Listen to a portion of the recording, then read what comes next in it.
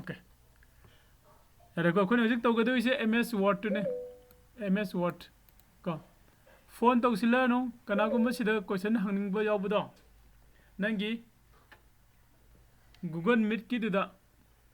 microphone do on tawro aduga on tawraga hangak pa yani ko. Sar se karino kamain tawbona haina loina. Ado hojikti class se hogi se class horaba matungda ko noina hangning ba question sing do loina ma hangba yagani. Yare ko. Koina kajar haibado sida ma ubra yango tik tik tik songa laisi ubra ui ko se koina kajar kawe aduga sida ina ama sum lenga sat ai man ba question se laisi ubra urangani sina mouse ki pointer ko aduga mouse ti aina show to yadre camera sina ko mouse pointer ni sina kajar point na lairi ba jaga sida suppose aina kaigum ininga gari ubra ko Birchandra ina irise magi size si ko sina size awi ms word sina size piki sumbra ms word se aina size se sahon gya hairagadi kaidogane kanda sise ngasai khoi class kya dana tawe class 6 ta tawe ko khogi font size da click tawraga sida lairiba size myam sida gi khoina apamba size to khanba yani ko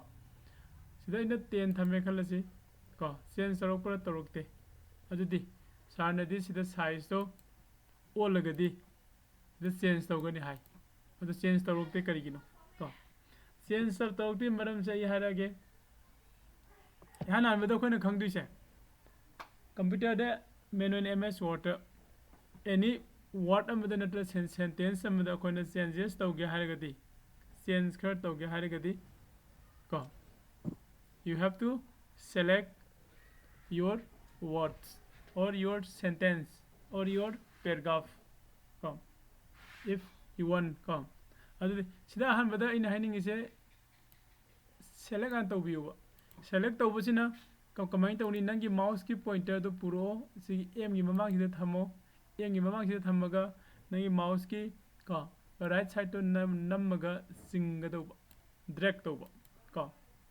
yai ko you should drag your mouse ko after clicking your after come putting your kind of the cursor point like before your what nangi what to gi mamang duda nangi cursor point do hana thamo adugi matungda adugi matungda mouse do drag to bu kanagi kano no the mid thamo da no sida select tawrani si select tawu ko ko mouse ki pointer se word ki mamang sida namma thamaga mouse to singa do select tawbani si select tawra matung sida nangi sigi font size ki drop down box do sang font size sida koina right side ta down arrow ma jawai to sidai sini ko ui ko ngangsa ai mouse pointer di lei se sini sigi down arrow sida click tawu matam da sida to 12 13 14 15 16 17 mayam am lei size sida ke ina size apam am khalo se 60 khalasi size 60 khan matam da ms word to chawkhalak pra chawkhalai ko amuka mu select tawse aduga size to khara 100 ga khalaga jengse size ina 6 am khalle pixin gebra pixin gre again onka size to kona se 26 khalo khare na chawthore sumi ko okay adoi size se noi me unanaba 32 gumba khallagi ai ko 32 se select tawraba matungda ga nangi sigi iriba font size te koi change tawba hire kadai dagi font size ki box dagi select tawra kanda aduga adu koi na font ki type ko font type amuk change tawsi hare gadi font type change tawsi hare gadi ahan bada akogi word se akona change tawningi ba word to select tawgani ko adi matungda adi matungda kaidawni ha kanda select tawraga sigi font gi type ko font name haisidana font type se si select tawgado ang apamba click tawu matamda mayam thore sida lairiba mayam se sinangi font type ki maming ngantani ba ko font type maming sida lai se free sans kind of free serif kind of go sidagi nang na ama select tawra sigi zoo 3 have the concept ko zoo 3 se kona khanna matam da hana gi ibedo ko style manna brengo manate ko again atopa mu khala yengo se liberation sun sa se mu khale ko atopa mu sense tawgale ai ko again amuka khona se ameta khalo soi dagi ko se se khalo ko sumaina nang na apamba phone gi type to ko you will find out from the phone box like phone type box dagi phone type box ki right thangma side ta kari legene ba down arrow ma legene hai sumi ko sigi phone type sigi right thangma side ta down arrow legene hai down arrow do sida leire ko down arrow sida leire aduga down arrow sida click tawro matung da nang na sida phone type ki maming myam do loina ugado yarani okay I know the phone type change tawba heire phone size change tawba heire phone size change tawge haragadi phone size ki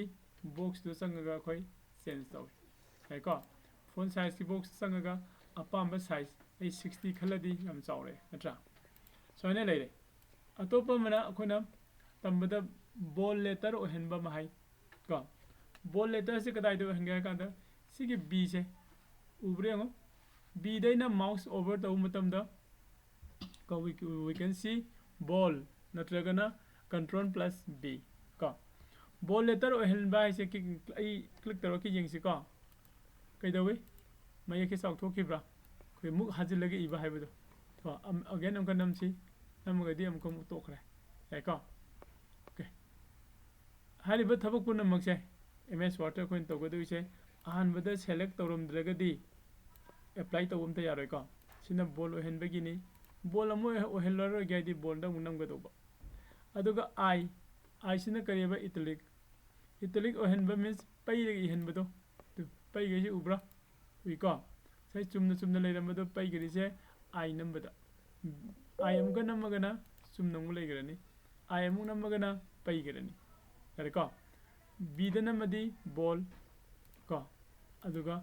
ball chu hen ba I chu en ba su yai ko adai di ai di ball di o helaro ge italic khaktang o hen ge italic oiba means pai re ge iba do ko si leire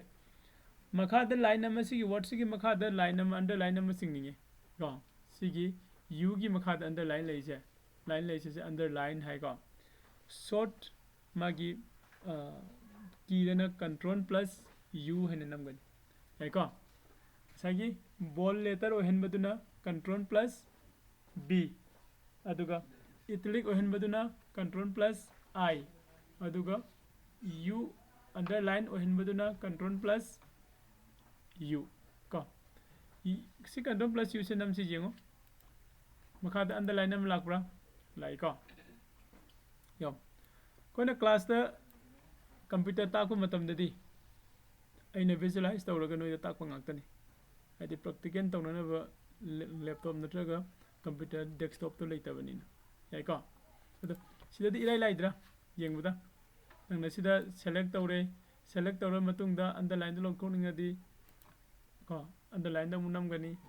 italic ohening da di italic da nam gani size change tawninga di ko size ki font size box to sangaga in apamba size to select tawgani hai ko samana if you want to change your font type ko nang na sagi font type se change taw pamagadi ko you should select from the font type box si font type box ni ko font name hai se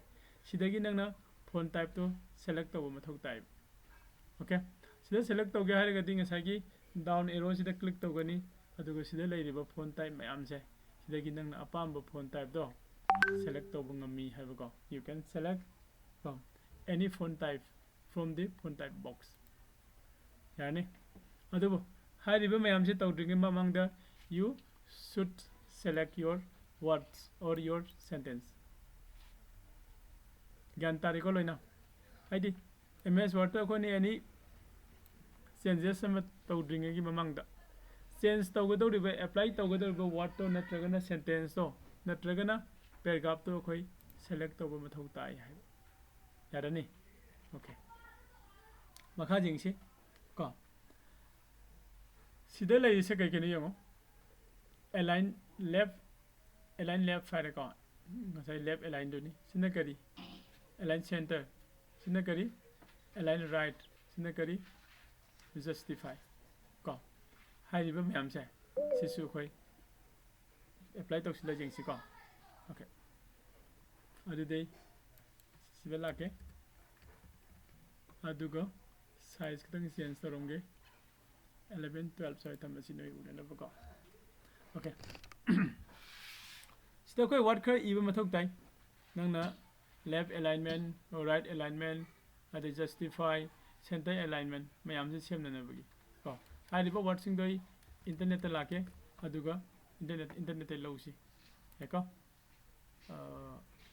law yes ChatGPT ko ChatGPT adu se artificial intelligence ki matam ne AI ko AI se na base su haiga do bani heko AI si da aina sangaga any question ama hangasiyo ko se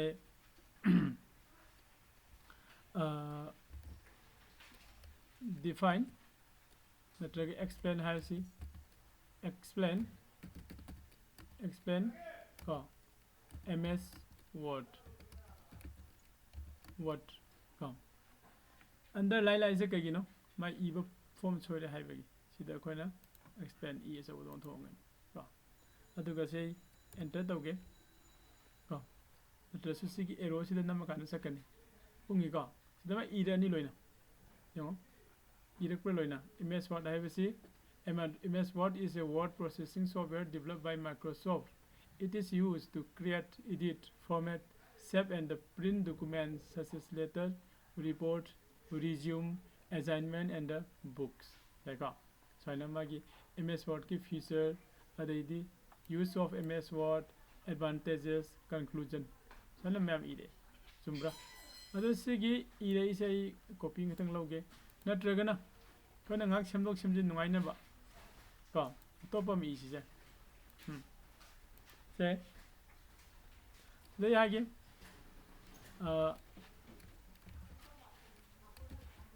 write a story about a good student ko okay good student amagi maram da story ama iu oi nain hali ChatGPT de ko Saman Irapire, a good student. Rohan was a sincere and a hard-working student. He always reached school on time, wore a neat uniform and greet his teachers respect. Seng nai sida story se ibla kunate story se lauraga khoi asomda hadi nada image water puraga ko koina copy to ba hai bam se leitra copy to ba hai bam se lei ko rohan sida sidai select tore sibok select tong thoga control plus c namaga su copy to ba yai natragana sida right click to kan su copy thorok pa yeng se sida copy thoroi se ubreng right click to kan sida thoroi ba se koine menu ko ko drop down menu hai be menu sida ke ina si copy se nam copy se nam matam da copy hai di kari ne ba duplicate ama sem du ne hai dra ko adu de copy nam me ina copy nam da si le hori dum sumi ko le hori aduga laga ina nga gi sida paste to sila se ba paste hai di control plus v nam su hai natraga sida right click to raga sida drop down menu ma thoroi sida paste sa se ubreng p a s t e paste ko kidai click tong matam da asa asom da e bdo se loi puret sini ko duplicate am sem bai se sai sida ChatGPT da le hori natra sida so ina ma su sem adu de copy to raga de khoina duplicate sem gai se yare ko okay adu de si se yang sida e di se asom gi left side ki side se magi alignment sa manabreng horo ko sing se sentence gi manai ko right side di manabra manade si koina kari ko ge kanda ko left alignment hare khang nei ba ko left alignment ko si koina left alignment haina khale ibai ngal le tawroke se akoina left alignment haina khangnei aduga center alignment haina gana yongo changes kamain tawgena yo oisu jetsu manabam de leitere mayai de loin igere atien basu kaisu yaiko khare hena siangna unana ba khoi phone size kitang sahonse phone size sahonse de kedogani ba ahamda select tawgani ko pull up select tawra matungda magi phone gi size so sida khange do ko khal okay yare ko khare hena siangna ure aduga right alignment hare gadi yengo sida right alignment na matamda left di manadre right sa manabro loina manai ko sina right alignment wage do okay again select tawse select tawbudi akoi hana ta kare select tawbudi haire ko nangi mouse pointer do sida namaga thamaga aduga right click tawga singba ko adu natragana control plus a namaga susakan ko control plus a haire gadi select all haiduni mouse na tawra khalagana akoina apamba mafam khara khanba yagan are ko again mathang da khoi lagi sida justify ko justify se nam matam da di ani mak loin manare ba yong left side su manare right side su manare ko khoina ayam matam da sigi justify se si nai lyric book number matam da natraga ne application iba matam da ko story iba matam da ko khuding makta khoina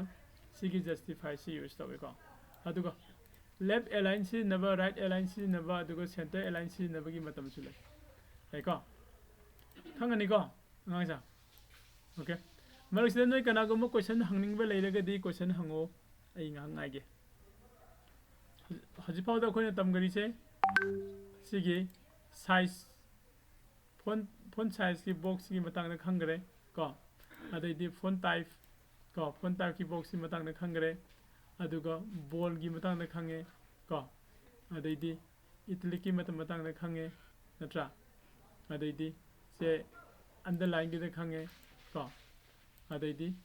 laga sigi left alignment center alignment right alignment and the justify hari bising se koi loin khang yarani yadro kana go mo question hangning bodo hangak pa yai ai ngata ngai ge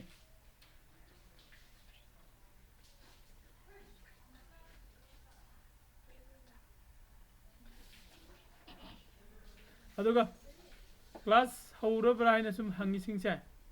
khangdaba yawragadi ai nojik thariba link do aduda sango ko sida class hawra bra hangi se mi phanam jame ko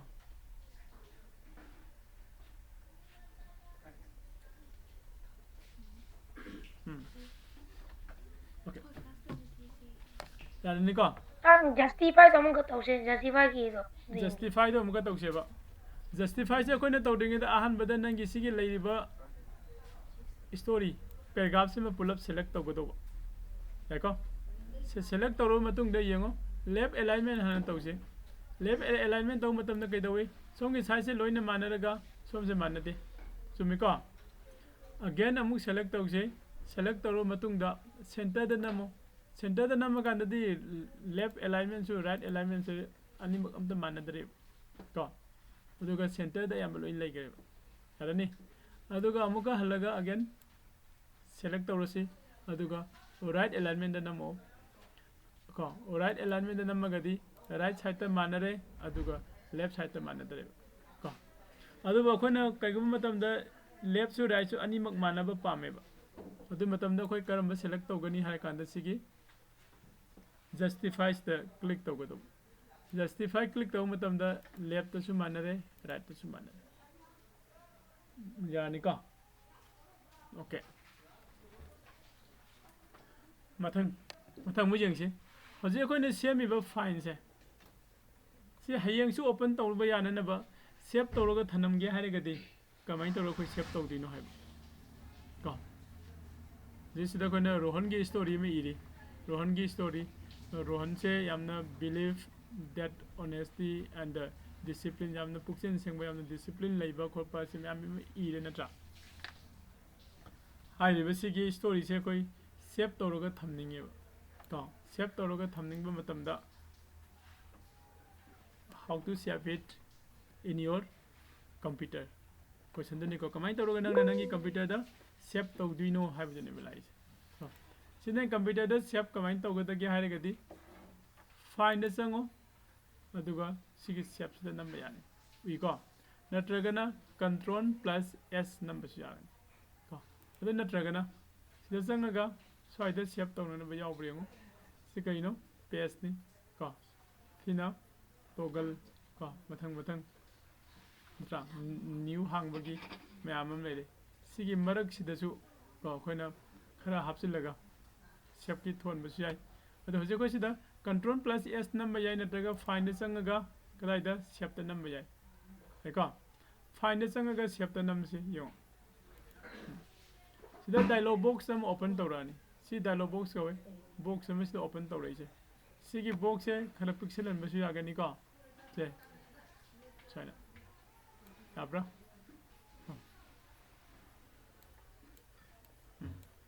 Thang यागनी अखोना box अमा थांदो थांगी तौगेदी कदवेबा हदी मागे टाइटन दुदा mouse द click तौरगा थांग यागनी बसाइन उइको ओके हजे कोना सेम आइबा फाइन से सेव तौगे हारेगदी कइदोबो कोना अहान बदा फास्ट कोइन तौगिबदा कइनो सेव तौगे तौदा मांगरबो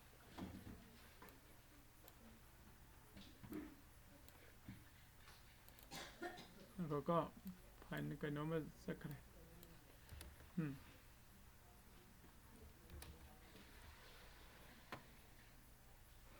पिक्सल अनबदुदा याम कन्ना पिक्सल लगा सोयदे सिदा लेरे से पिक्सल अनबसु आइबा अखोना नोइना क्लास ता अखोना तंबा मतमदा को बटन अहुम टाइटन बार दा बटन अहुम लई हाइबदो टाइटन बार हाइदना सिनी by default untitled 192 is cinema की title bar ने title bar द button हम minimize का सिना maximize सिना करी close button निसिंग हम गने ngang चलन class तदी कोई निसम तो minimize button है बा मा close button है बा मा दुगा maximize button है बा मा title bar द यावी है तुम्हें का हाई रिबो button हम दो सिदा ले रहे सिगे box सिगे window सिगे होइना सिना minimize नहीं सिना maximize नहीं सिना close नहीं अइना सिदा close ता नंबर मतम दा से मुट खिदुई नहीं minimize ता नंबर गना पिक्सल लगतुई नहीं का पिक्सिंग करे तो अंका कदाइ दे लेगरे हां याम पिक्सिंग करे माने तो ठीक है चले रे को अदुगा सिना maximize को ठीक है चले रे अदुदे सिगी हेड टाइटन बार की हेड मखा द लेबा बार दो करी कवेबा मेनू बार द लेइसिंग द menu ngakani sida find menu लेरे edit menu लेरे view insert का लेइबा मैम से को मेनू ngakane बा मेनू सिगी मनुंग द find menu सिदा संगगा खोई सेव द नमे सेव द नम कांदा सेव की डायलॉग बॉक्स से थोड़े सी डायलॉग बॉक्स कवे को विंडो को सेव की विंडो ने सेव की विंडो सिदा खोइना अइन ओहेनिंग बा फाइन ममिंग द तो से रोहन स्टोरी है से रोहन स्टोरी है ने सिदाइन इरे को अदा मागे फाइन की एक्सटेंशन है बमसे लेत्रा फाइन एक्सटेंशन mp3 mp4 नोय उरमनी इसै द सिनेमा द कइदा अदाइन तौरगा नंगी ms word से सिसिगी फाइन की एक्सटेंशन लई हाई लेवल एक्सटेंशन से हाई लेवल एक्सटेंशन से को करम बनो है कांदा सिदा संगगा ये लेदिबा मैम से एक्सटेंशन गाते तो उब्रो dog x लेरे .x लेरे xml dog .html rtf txt लेत्रो मैम सिगी मर्क्स तो कोन बामदि से ऑफिस ओपन xml text को सिदा सेव तगदो अनि को से खल्ले मतुंग सिदा आई फाइन से कदाइ थमदुइनो थम्बम ममसु मफम ममसु दका होय नत्रा कोइना से फौ पुरा दि कदाइ थमे कई द हिजिल थमे नत्रा को ising tuti ising laagana syntax ta jasilla thami adain tawraga nangi jiki fine se nanga save tawduini kadai da thamduino ba mafam thambam mama khoi select tawba mathau dai ko thambam je isida changake changaga igi sida green ground have a green gga have folder am lay gga folder sida class ase mayam am lay re natra anoba folder am I sem ge hayade ko sidai folder create folder lay re natragana sida right click taw kanda ko create job re ngo sida di yaram dare ko sida jaw daga de khoi sida chalo sibi create folder sida create folder se sangaga ko sida ina evening class hai resive evening class create taw ko evening class jeng sa gi gga manung de evening class se lai re ubra ui ko highlight taw raise evening class se open taw kan da kari jawi kem ta jaw de ko sigi manung sida ina rohal ni story ai se save taw singare okay asai titan da an titan an tho mo do ji rohal story dot action tho ba yo ko aduna si titan bar ai se nang gi find du gi maming do show taw ba mafam ne ba yare ko titan bar ai se nang gi find du gi maming do show taw ba mafam ne sima khangani ko aduga hojik aina save taw gi find do kadai da jaw no yeng ge haradi ko gi my computer da changa kanda aina thangi ba jaga do gga manung da thamgi gga gi manung sida kadai da jaw ba evening class haina si manung da hawki sida jaw me tu bro ure ko adidi hojik ko sigi rohan che koi ngasai minimize taw khange maximize taw khange close button je namaga close taw singer se close taw gare are ko hayeng amu aina la kanda rohal story find do hange hainagadi aina lakpi se kadai dano sigi gga sta laani ko adi matungda evening class sangani rohal story sta laire si se aina right click tawraga ko open with sida hangba yai natra double click tawraga su open tawba yani ko open taw sa igi bido sa man leiram bare ngo leiram ni ko sina khona find save tawraga thambai se sini kari gino features use ke adi khring tung da sizna na bagi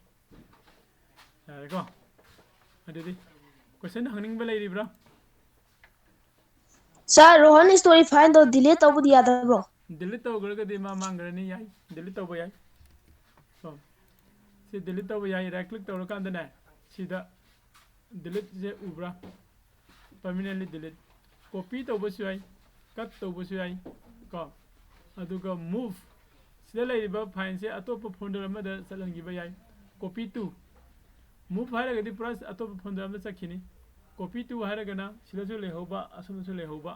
ko rename taw ba yai magi maming se onthokpa ko compress size na file size se pixel handui send to size na kanada no ma thagi bagi ko sone mai properties yeng ba yai property file gi property se kari ke lei banoi si property se thore to biko mase type se Microsoft Excel की file ने size ना 5.0 KB चावी का अरे parent my folder से कदाई दे लाई बनो सिगी मनुंग दे लाई Friday 31st से same बनी modify से सिगी नमी से तो बनी का है लोग जाओ रमी permission करना खाना लाई बनो open तो मतलब ना करना open तो बनी का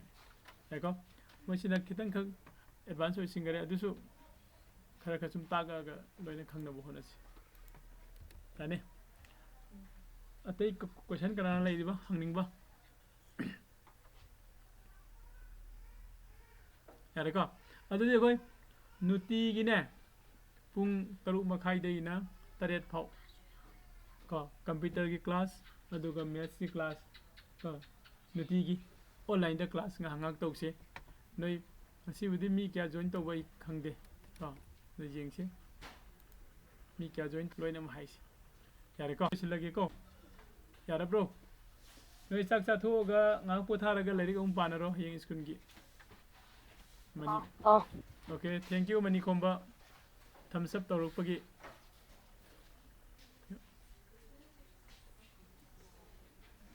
ओके बाय बाय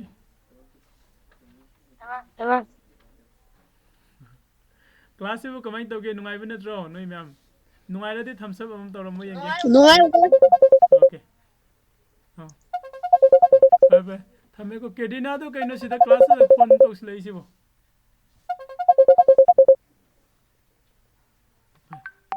ꯂꯣꯏꯁꯤꯜꯂꯦꯀꯣ